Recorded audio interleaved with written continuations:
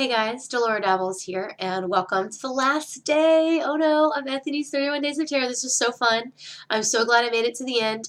If you've kept up with me and you kind of like me a little bit, and you haven't subscribed yet, please do.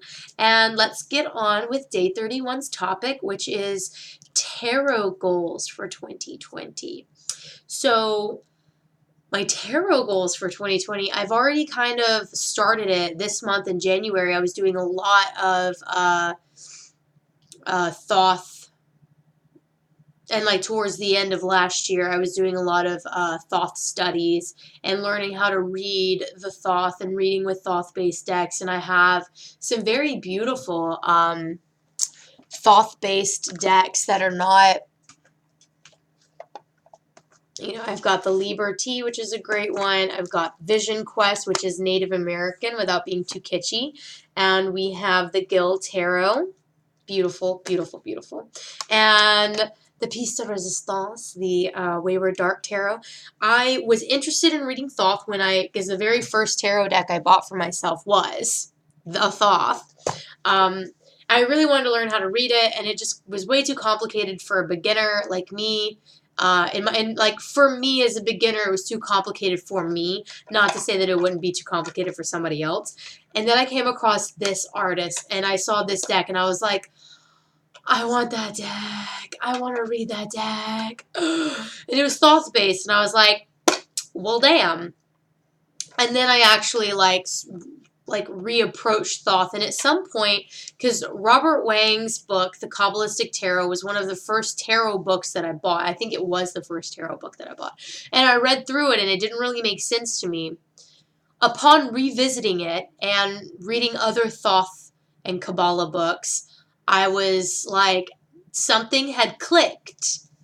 Subconsciously, I don't know, but something had clicked while I was reading Rider-Waite-Smith and had put Thoth on the back burner, and then I pick Thoth back up. I start flipping back through these books, and I'm like, yeah, I remember reading this and it not making sense, but now that I'm revisiting it, it all makes sense now.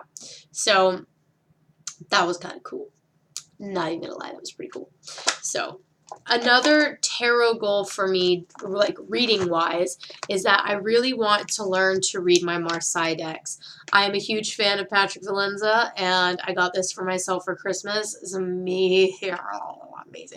And the 3 extra cards I got were actually like matched this deck, and we're not repeating cards. And like, thank you so much, Patrick Valenza, to the point that like so like I had this star card and the other star card. I had this devil card and the other devil card. I had this judgment card and the other judgment card. And I had this tower card and then the lightning card. Now the lightning card comes standard with this deck anyway. And the 3 extra cards would be these ones and or their counterparts, because I don't actually remember. But if I'm feeling like I want the angel judgment card, and get the angel judgment card. If I want the lady star card, I can have a lady star card. Or the star card that I'm using right now is the one with the astrologer on it, and the judgment card I'm using right now is the one where the people are in the mouth of this demon, and I love that one. And the other devil card is very similar to this one, except the other devil's not quite as fat. It's kind of got a bit more not so chubby devil. And his card stock is amazing, and I just love his artwork, and I want to read with this deck so bad, and I want to read with it like how I read my Gypsy and my Kipper, because anyone who reads system-based will find that in Caitlyn Matthews' Marsai book, a lot of the things that she has to say about, certain combinations and layouts and things, it's very reminiscent of Kipper and Gypsy. So I feel like, my other Cartomantic and Lenormand, I love the Lenormand. So I feel like my other Cartomantic systems have kind of come full circle back to the tarot right now, which is super cool. I like it when things come full circle again, and I really want to read with this deck too. This was the first tarot deck I ever touched in my life, and I'm so thankful that my mom gave it to me, even though she took it away from me. It made me feel bad.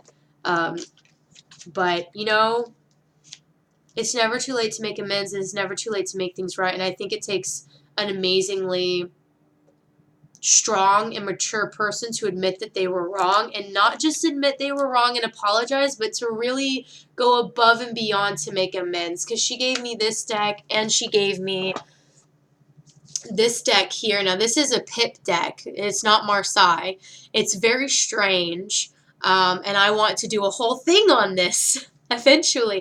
This is a very expensive deck because it never took off, so it was never reprinted. So this printing is the only one. In fact, I'm going to find a different home for it and keep this box somewhere safe because I don't want to destroy the box, as I have done with other tuck boxes like that. So, and she gave me a ton of books, like a ton of her, like all of her witchy books. I have them now. She basically passed it all down to me.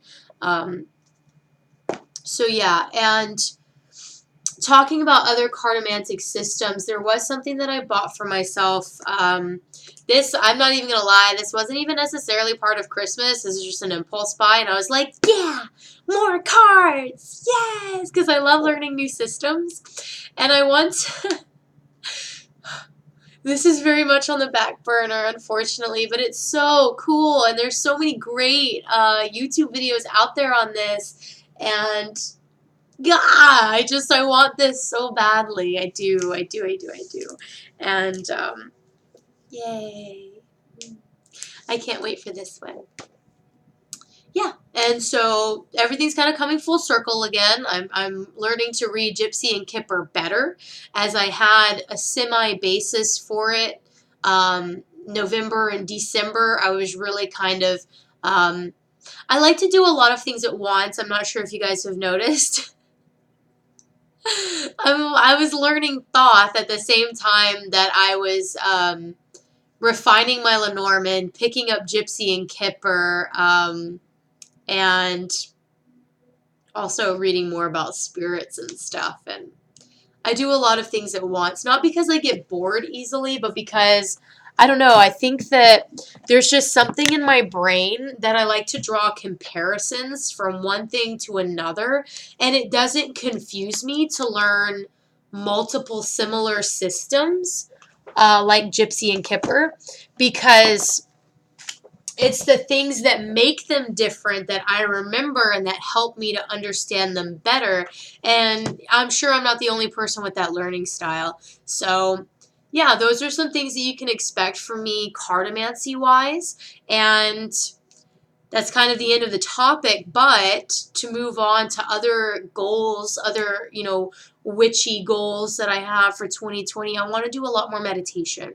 I already do a lot of meditation already, but I want to meditate with like a bunch of different tarot decks. Like I really want meditation to be a daily practice, which it's not a daily practice at this point. And I want it to be more of a daily practice. I am currently with my Alchemical Visions tarot. I'm still on the star card. This is the first card I picked up. I thought I was done with it last week. I put it back in the deck. I, kind of shuffled the deck as I do overhand. I drew little piles and I shuffled those individual piles and I brought them back together and shuffled the whole thing back together again. Very long and drawn out process because the cards are bigger. And I drew another card at random and it was the star card again. And I was like, oh, okay, I guess I'm not done with you yet. Like, I thought I was done with you. Because I was able to put myself in the card, and this is so funny. Like, what exactly happened? The thing that I remember most about the meditation is that, like, I'm walking up to her, and she's sitting on the bank, she's kind of looking at me like, what do you want? And I was like, can you cleanse me? And you know how, like, you can, like, put your hand in water and flick it at somebody? She flicked water at me, and I was like, what? And then she giggled, and it was so strange that it took me out of the meditation. And, I don't know, it was really cute. And after I meditated on that, I read the book and was like, oh, the star card is also about purification and cleansing. That's so weird. Because, like, as I was saying, can you cleanse me? I was like, why am I asking her for that? That doesn't make any sense. Because I've never really read the star card as, like, someone who will cleanse you. Which is another reason why I like the Alchemical Visions. I want to meditate a lot more. I want to do more mediumship readings with tarot as well. I probably should have mentioned that before. As far as my other witchy goals go, I have a lot of books that I'm reading, and I would like to do book reviews on them and kind of like talk about the books in their own capacities, and like what I found helpful from my practice, and maybe get you guys into these other books and stuff. And a lot of the books that I do get are recommendations from other witchy people that I know. So I feel that, like, in that way, they're still relevant to a wide range of people, not just people who are only interested in what I'm interested in. So there's that.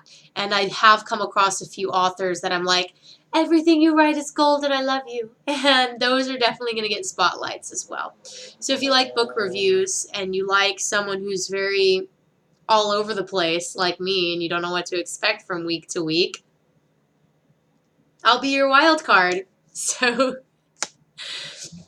thank you guys again for joining me for Ethany's 31 Days of Tarot. And thank you, Ethany, for giving us all this opportunity and making this such an amazing tradition. And I can't wait for next year. And until next time, happy dabbling and bye-bye.